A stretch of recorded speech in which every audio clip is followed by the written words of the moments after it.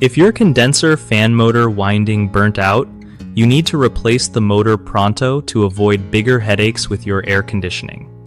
So, first, always turn off the power to your unit before messing with anything. Safety first, right? Next, check the motor label or manual to grab the exact replacement part so you don't end up with the wrong one.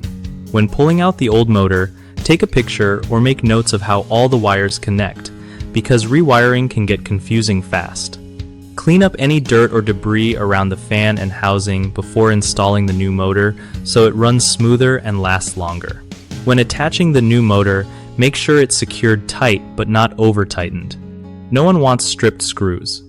Double check that the fan blades spin freely without hitting anything. Sometimes they get bent or misaligned during replacement. After wiring everything back up, restore power and listen for any weird noises or vibrations that could mean something's off.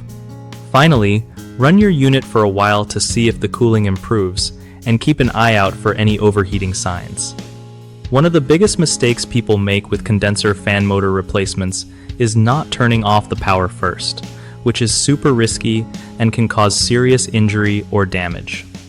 Another common issue is grabbing a motor that doesn't match the original specs, leading to poor performance or early failure.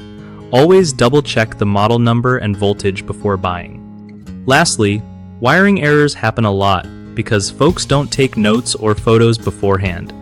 If you connect wires wrong, your motor won't work or might blow a fuse. The fix? Cut power first every time, verify your replacement part matches the old one exactly, and document every wire connection before unplugging anything. BigHomeProjects.com makes it way easier for homeowners to find trusted local contractors who know their stuff, so you don't have to stress about who to call.